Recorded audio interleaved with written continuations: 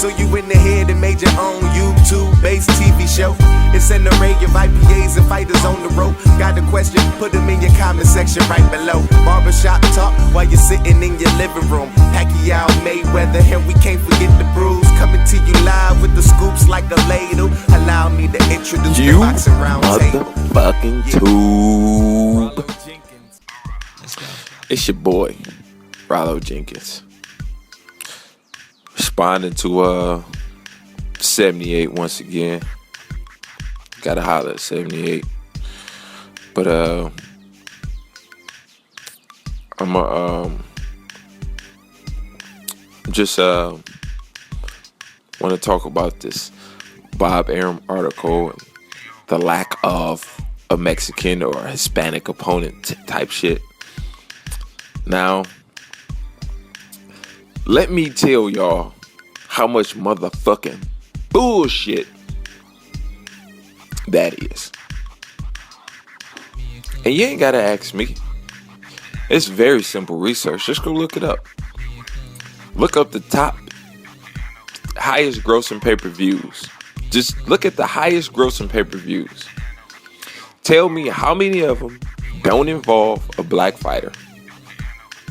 And how many of them involve two Hispanic fighters. Now, when we say Hispanic, would a Cotto or Trinidad be included in the Hispanic portion of a Hispanic fighter? Because Hispanic and Latino slightly different. I don't know if he meant a Latino fighter or he meant Hispanic. So I'm going to just go with the assumption that he meant Latino and not Hispanic.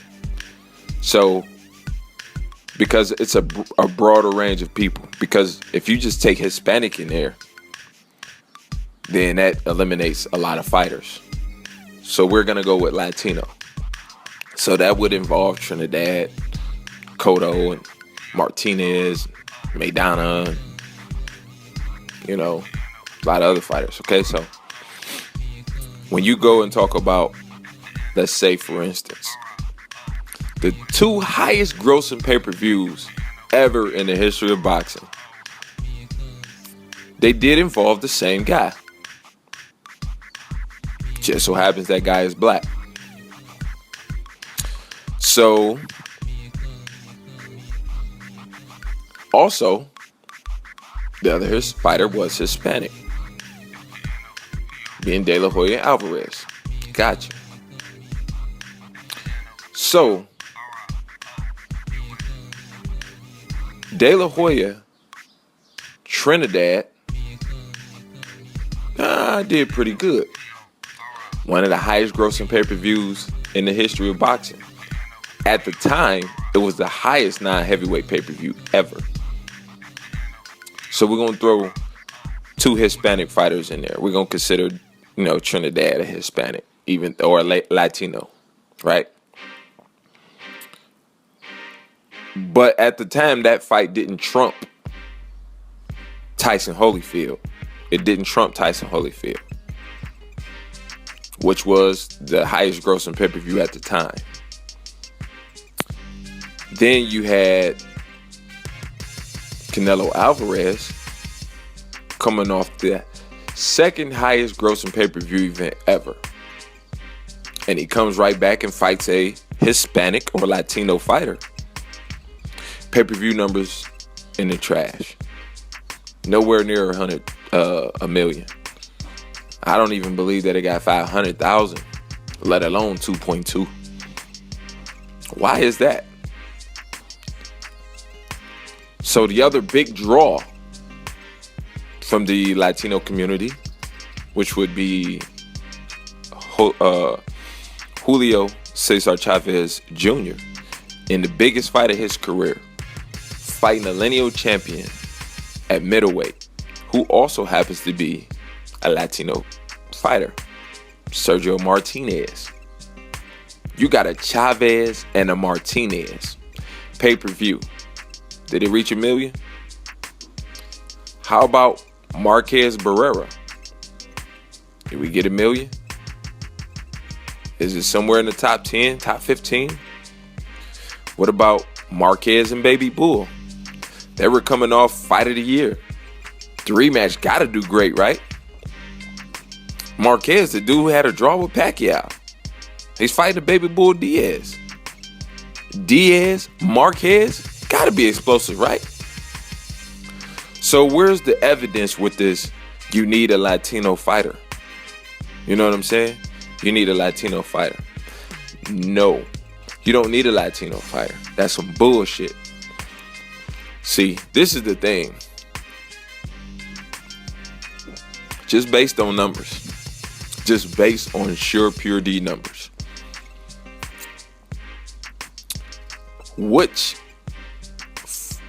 All right. Here's an analogy. When the New York Yankees play the New York Mets, you pretty much got the whole state of New York pretty much interested in that game, right?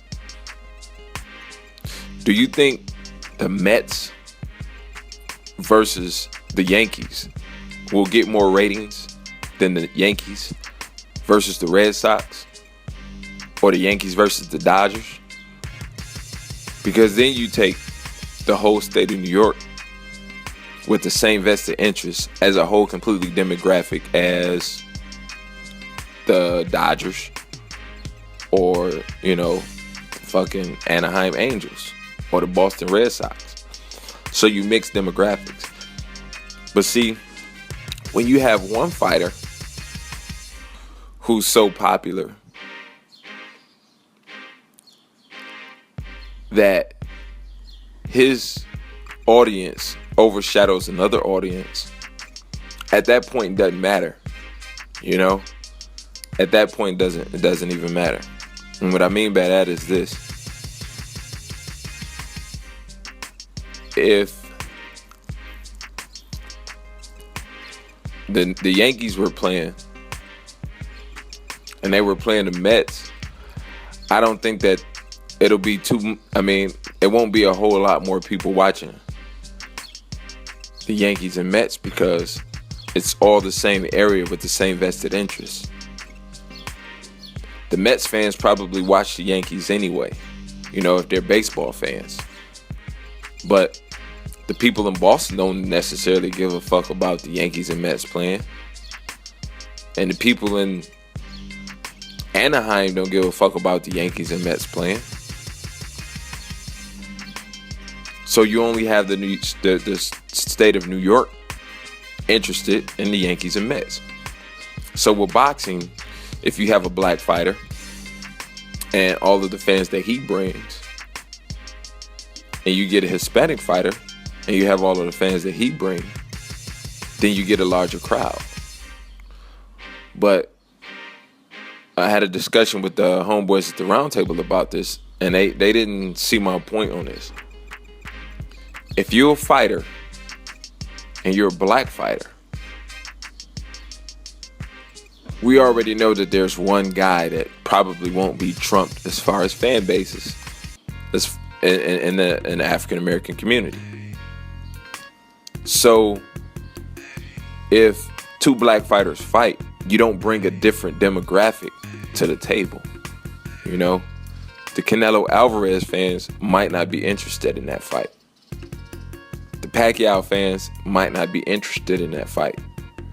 The country of the Philippines or the country of Mexico or Argentina, that whole country may not be interested in Keith Thurman versus Sean Porter. But the black community, we'd probably be interested in it. But Shane Mosley, when he fought in May 2010, that was a good pay-per-view. Cotto in 2012 did pretty good numbers, right? Robert Guerrero was okay when he fought last May. But if it was just about being Mexican, where the fuck the huge numbers at? Only certain fighters gonna do that shit regardless. It don't matter if you fucking Hispanic, African American, Argentinian, Spanish, Spaniard, European, UK, it don't matter. So that whole you need a Latino fighter is some bullshit. It don't matter if it's a Latino or not. It could be any fucking body. When you get two fighters from different parts of the world, you're going to automatically gather fighters from another interest who may not have been interested before. If Amir Khan fights fucking Sean Porter, you're going to have more UK people seeing Sean Porter than ever before. Period. If he fought the fucking Japanese dude like Guerrero is, there's going to be more Japanese people who are going to probably see Robert Guerrero for the first time than ever before. That's just how it go, you know? But to just say that if you have a Hispanic fighter that you're automatically going to get these huge numbers is some fucking bullshit. We've seen it not happen before. Canelo Angulo, Marquez Diaz, Marquez Barrera, Marquez Juarez. Come on, man. We've seen this fucking story before, you know? And to say that the paper, listen, y'all have to think on this level too. It's sheer numbers. It's sheer numbers. Period. Sheer numbers.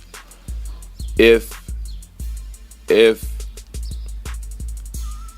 you are the New York Yankees, when Boston comes to town,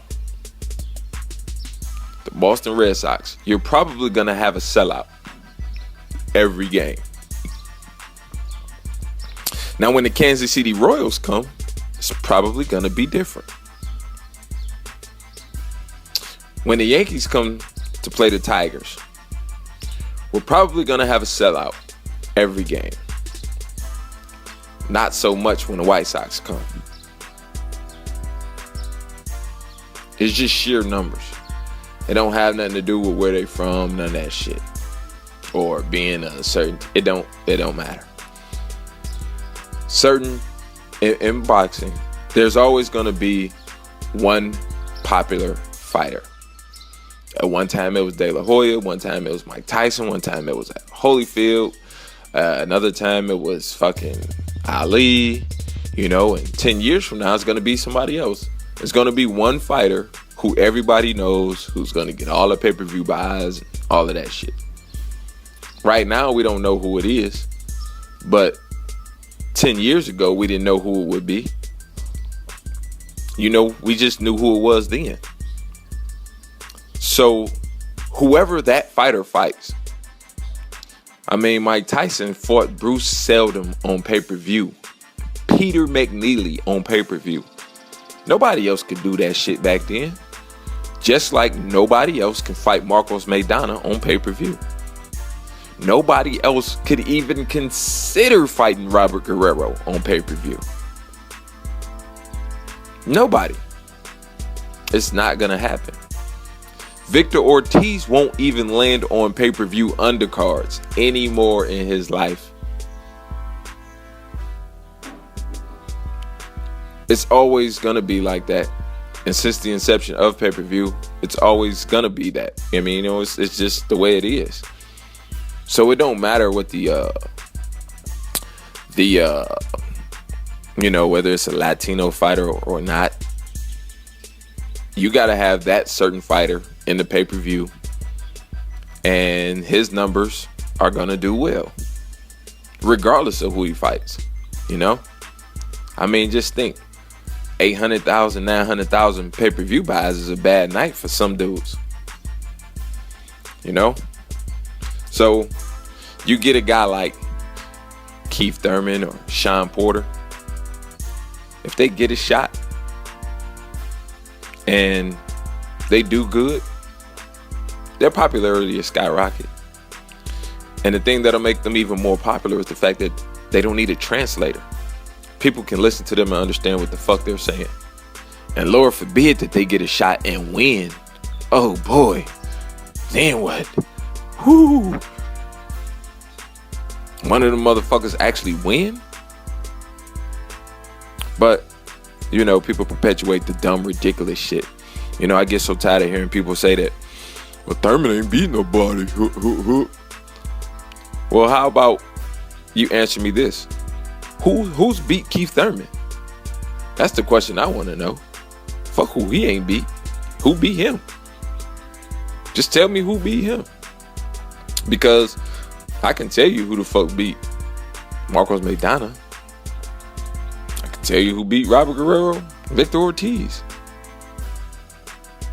I can tell you who beat Miguel Cotto. And the big knock on Canelo Alvarez was he didn't really fight nobody for the longest. But Canelo, right now, is on some true champion shit. I like what Canelo is doing. Kudos to him. And, you know, I'm glad that he's taking this fight with Laura. You know what I'm saying? And I can see why he's probably going to be a big star. But right now, you know, he has to he has to take care of some work at 154. He'll get there. And nobody does exceptional numbers on their initial pay-per-views. Okay, so for instance, Arturo Gatti on his first pay-per-view did about 300,000, and he got his ass beat the fuck up, and he never landed on pay-per-view again. Zab Judah, in his first pay-per-view, he lost. Didn't get beat the fuck up, but he did lose. He landed on pay-per-view one more time. That was it. Miguel Cotto, his first pay-per-view, Tonio Margarito. Another example of two Latina fighters. That wasn't no record-breaking shit, but it was a fight that the boxing community was interested in. But the thing of it is, people know Miguel Cotto, but just being able to speak English is going to help you and take you further than a whole bunch of other shit will anyway. But, you know, he kept landing on pay-per-view. Cotto became a crossover star. Trinidad, you know. But when you take, let's say, for instance, Andre Ward, why isn't Chavez trying to fight Andre Ward if he's going to fight at 168 pounds? I don't get that shit. Why is nobody trying to fight the man at 168 pounds? Because you don't bring no money? Well, this is my thing. Obviously, a dude, for instance, like Maidana, don't bring no fucking shit to the table either, because he only got $1.5 million for the fight. Adrian Broner damn near got that much. And you're going to tell me that as many people came to see Adrian Broner fight Carlos Molina as Maidana? And if you're going to say that, if you're going to tell me that, then on that same token, you also have to tell me that he didn't get the fight because of what he brings to the table, obviously. See, that's my thing, man. People always talking that shit about what people bring to the table and all of that shit. We don't know. Nobody gets a shot. Nobody gets a chance, you know? When you keep fighting the same type of fighters or same style of fighters, you can get a certain type of crowd to keep rooting against you. It seems like it makes business sense. But who's to say that the other motherfucker can't bring in a crowd if the fight was to be made. I would love to see Keith Thurman or Sean Porter get a shot. But based on the dumb shit that people keep saying, oh, he ain't beat nobody, he don't deserve a shot at Willy Wonka. I mean, well, who the fuck is gonna give the shot then? I mean, I remember when Janero Hernandez fought some young ass motherfucker who only had like 17 fights. Who the fuck did he beat at the time? You know? Who? I mean, I don't get it.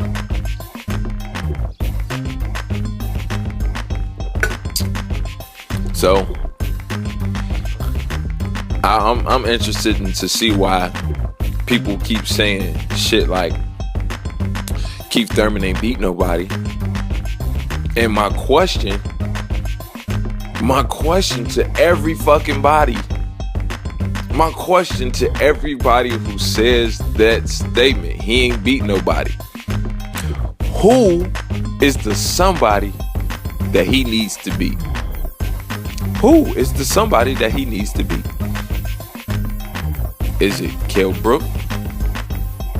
Is it Maidana? Is it Khan? Is it Porter? Is it Berto? Who's the somebody that he needs to beat? Because there's 3 fighters that we know who absolutely chose not to fight him. Marcos Maidana, Paula Malignaggi, and Robert Guerrero. So let's exclude those 3 people for now, because they all recently just had fights and lost, and probably will be tied up with other fights in the near future. Sean Porter is supposed to be fighting Kell Brook.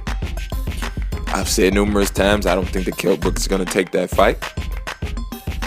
So, who in his Golden Boy stable can he fight? Who's the somebody? Is it Amir Khan? We know Khan's tied up or not gonna fight. If he ain't gonna fight in September, we know he ain't fighting no time soon. If he ain't gonna take that fight. If Kell Brook doesn't take the Sean Porter fight, which I believe that he won't, I have no faith in Kell Brook at all. A lot of people, like Kell Brook. You know what I'm saying? I'm not gonna call him a Eurobone. Nothing like that, but I have no faith in him taking a tough fight. None. He wouldn't fight Devin Alexander. So I can't imagine he'll fight the dude who beat Devin Alexander. Guerrero is fighting some Japanese guy. He was the most recent guy to turn down fighting Keith Thurman. So the only 2 fighters that are left, if Brook doesn't take the fight, is Keith Thurman and Sean Porter. Now, if Sean Porter takes the fight with Kell Brook, then that only leaves who else at the welterweight division could we possibly be seeing in September in the main event? Somebody please tell me. It's your boy, Rollo Jenkins.